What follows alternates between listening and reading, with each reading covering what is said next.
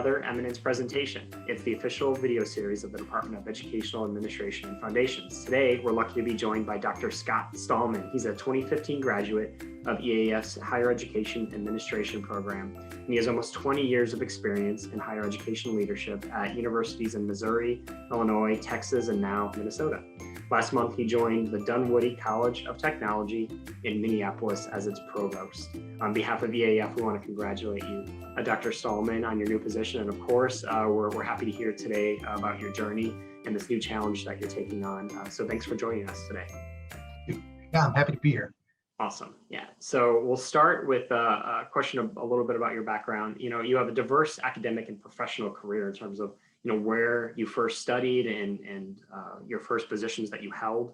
If I'm not mistaken, you actually had an early part of your career was in a different area completely, in training and potentially hotel and restaurant management. So I just wanted to ask, you know, how you made that journey to higher education. Well, it's interesting. You know, I spent, as you alluded to, I spent 10 years in the private sector before entering higher ed as a career services director at Stevens Institute of Business and Arts. It's a tiny college in St. Louis, located in downtown. And the way I got into it is I was, like I said, in the private sector. I was in training development, different corporations. I also was in recruiting for a bit in Chicago as well. So kind of moving into a college as their career services director, preparing students to kind of move into their career after college, teaching capstone classes on resume writing, interviewing, networking, that sort of thing, as well as developing relationships with businesses and employers who would, you know, could provide mentoring opportunities, externship and internship opportunities for our students as part of their program. Kind of was all in my purview, and it was very natural for me to move into a role like that. And at that point, I think I caught the bug. It's interesting. When I was in my undergrad at University of Missouri, I was a summer orientation leader, and I was involved in student government. And I did a lot of that sort of work, but it never occurred to me to make a career in higher education until I was, in the private sector for 10 years. And I get back into higher education, and there you have it. I caught the bug, and I've been in higher education ever since. I feel like those first 4.5 years, though, at that small college were really integral, though, because I was able to wear so many hats. At a small institution, when you're working in a small institution, you have to do a variety of different duties that you might not see at a larger institution where, you've got more focused responsibilities. So I think that really helped me later on in my career because I understood how kind of all the pieces are supposed to fit together. Without a doubt. And I would think that kind of feeds into your motivation each day for your role today. I mean, if I'm not mistaken, Dunwoody's, I don't know relative to its size to your first position, your first college, but is it relatively about the same size? No, it's larger. Okay. It is, they're relatively small compared to my previous institution, which is one of the largest community colleges in the country at Lone Star College in Tomball, Texas. The Lone Star system is one of the largest community college systems in the country. Wow. About 90,000 students in the Lone Star system. Well, only 8,500 at Tomball, but yeah, Dunwoody is smaller, a much more focused mission. It's a 4-year college, not a 2-year. But as far as my passion for higher education leadership, and why I've chosen this path, I think it has to do a lot with my dad. And just in retrospect, he was in Vietnam, served in the Navy, and he came back. He didn't have a lot of job prospects, he's trying to figure it out, and he ended up. He had 2 kids and a wife, and they were trying to figure out how they were going to get us into a little bit better school district, a little safer neighborhood. And he got on with the post office, and they said, well, in order to move up, you're going to need an associate's degree. And so he went to Merrimack College in St. Louis and got his associate's degree. And that degree put him on a path at the post office to be able to move up and buy a house in a better neighborhood for us, in a safe neighborhood, and we had a secure environment. My parents are still in that house. It wasn't a fancy house, 3 bedrooms, 1 bath, 1,000 square feet, but it provided a really safe and secure place for my brother and I to grow up, and we accessed public education. It was a good education, and it has that privilege has afforded me opportunity in my life, and it's afforded my brother opportunity in his life. And it all can be really tracked back to that degree that my dad got, that associate's degree that allowed us to be put in positions to where we have opportunity. And that's what education does. I can't imagine another field that a person could choose where they could have that kind of generational impact.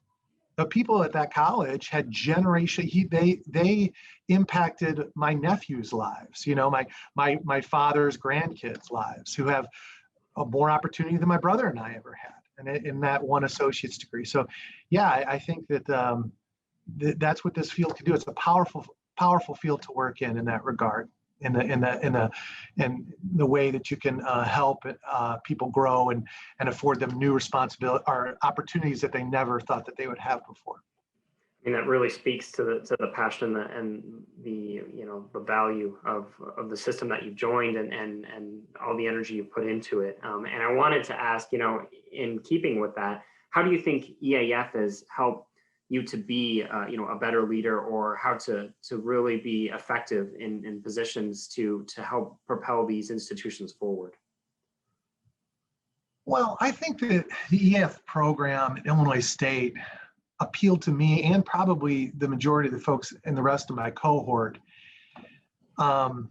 because it's a really high caliber program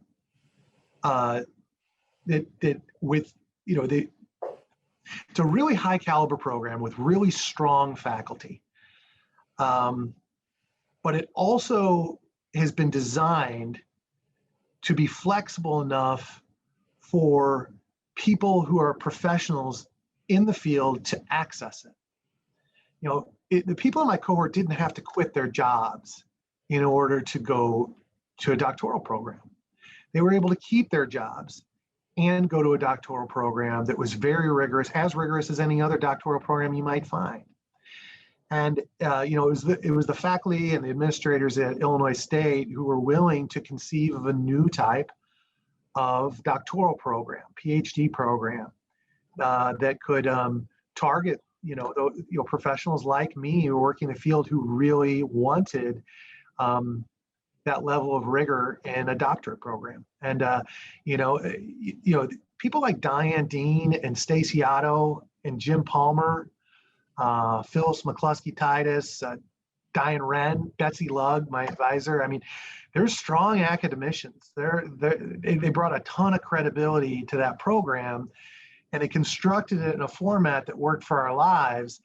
And the conversations that we had, the discussions that we had, and the research that we did in that context together, I think made real impact in our lives and in our careers. I still go back to I still have textbooks on my shelf over here that I go back to. I still think about things that Jim Palmer and Stacy Otto said in class when think about a strategic planning class I had, and the things they talk about there when I'm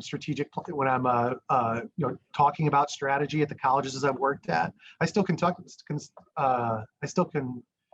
consult my strategic planning book over there on my shelf that was in my doctoral program. I mean, the stuff that we did in that program really has informed the rest of my career. Outstanding to hear. And I know our professors would love to hear that too. I'll share that with them soon. Sure. And so do you, on paper, you've shown like a great adaptability in terms of your ability to move to different leadership positions and be successful. And this last 7 years has been probably one of particular transition for you, going to 3 different universities at high level leadership positions. Can I ask you, what skills and knowledge have really helped you, acclimate to these different, roles and find your fit, not just to be, successful in your position, but to fit within the cultures and the unique challenges that each of these institutions face? And I probably, this answer is probably going to be shorter than my others, but I found that regardless of role, that when you're making decisions putting students at the heart of those decisions, putting them at the core of your decision-making process and asking, is this what's best for students? Is this what's best for students long-term? That's something that we're kind of lucky in this profession, I think, to have that North Star that guides our decision-making. And I think the vast majority of people who have chosen this career have that in common, that we're all in it for what's best for students. And we can sometimes, rational minds can disagree on anything. But I think that helps, regardless of what institution that you're working at, of really kind of focusing in on what's best for students and making them central to any discussion or planning or strategy that the college enters into. It kind of makes it to where it doesn't necessarily matter what culture you're in or where you work. You have that one thing in common. It's a North Star, so to speak. So I guess that's the way I'd answer that. Yeah, it's probably the best answer. I mean, that's what we're all working towards is Right. supporting students. Right. So yeah, specific to your role with Dunwoody now, what are some of the responsibilities that you, and I'm sure it's a laundry list, so to speak. It's a provost job. I want to mention first, it's an honor to be a provost at one of the oldest colleges of its kind in the country. It's a private, nonprofit technical college we provide hands-on project-based learning to students. We're all about what students are making and doing. And this is preparing them for really great paying jobs in high demand fields. So that's something that I feel like I can be proud of to be a part of every day, knowing that the students who graduate from here are going to be going on to really great things, and they're going to be able to support their families and have a livelihood that they can buy a house and a car and things of that nature, and they can also have a career that they can be proud of and a skill set that they can be proud of and something they can work on every single day. So, I in my role, I work with the executive leadership team to develop our broad goals and objectives. And then I work with deans, faculty, and staff to develop the strategies for meeting those strategic priorities at the institution. So we're currently working on a variety of pretty exciting initiatives that I think are going to expand student access to some of our high quality, high demand bachelor's degree completion programs in particular. We have several programs at the college where students who may be coming in with an associate's degree can finish in our bachelor's degree program, and some very unique programs, both online and in face-to-face, we're working on expanding and developing new markets for and reaching out to new groups of students for. So it's a pretty exciting time. And although, as you mentioned, it's a broad responsibility, it's one that I feel like I'm prepared for, and one I've really enjoyed in just the few weeks that I've been here working with people. I think that it's a great family atmosphere, and it seems like people are really on the same page and have that same sort of student success, student let's do what's right and what's good for students. That ethos, everybody has that kind of at heart. So it's a good place to be. Yes, absolutely. Well, and it's got to be wonderful to feel like everyone's moving in the same direction, and to answer the same answer you had on the previous questions. What can we do to make student life and student academic success better? Sure. So it's wonderful to hear that. And we're glad to hear that you're doing well. We had one last question, and this one is kind of a brownie question that just wanted to ask. So say, bring yourself back to your shoes when you first started your EAF doctoral program. I wanted to ask, what you would tell yourself back then. This could be beneficial to new doctoral students now or incoming doctoral students. That would have been wonderful to know. So, one of those questions where, if I knew then what I know now, type of things. It's a tough question. I'm going to cheat a little bit, I think, and it's not right for a provost to cheat, but I'm going to anyway. I got a tip from it was Dr. Wren and Dr. Muhammad. Had to be my first week in the program. And they were talking about the dissertation, because dissertation is the thing that people worry about when they get into programs. Am I going to be on a topic? What am I going to? It's this daunting thing, right? That you're concerned about. And they said, find what are you interested in? What area are you interested in? And then just And then as you get assignments in your courses, kind of start to write in and around that area of interest. And I think that's how Dr. Wren kind of put it. And then what you'll find is as you're writing in this area of interest, you'll start to identify some gaps. You'll start to say, well, it's weird. There isn't anything out there on this or that. And they did say that that's harder in some areas than others. Obviously there's been a lot more work done in some areas than others, but still, even in the areas where there has been a lot of work done, you'll find yourself naturally asking kind of new questions. And I don't know that everybody believes them. And I'm not sure because when somebody says it'll happen organically, right? It'll just naturally. There's that. Will it though? Will it for me? Well, it probably will for everybody else, but not for me, and then I'll be stuck. Anyway, I believe them. I chose to believe them, and I started writing on a topic that was important to me early on. I very quickly started identifying some areas in need of greater study in this topic. And, that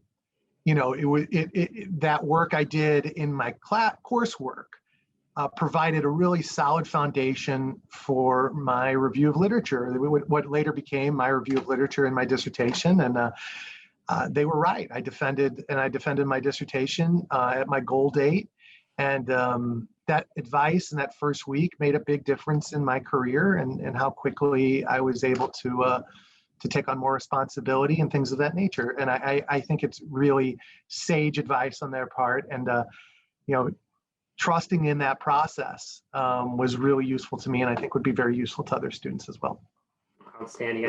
Anything students here, especially doctoral students, where someone finished on time and defended when they wanted to and expected to is something advice they're going to take, because I know that's something everyone's striving for, and so they can move on and just like you did and be successful. Again, we just wanted to say thanks for your time today. We really appreciate it, and all the best of luck in this new position, and we really hope to be hearing from you again soon. And just thanks again. We appreciate it. Thank you so much. Have a great day. You as well. Thank you, Dr. Stallman.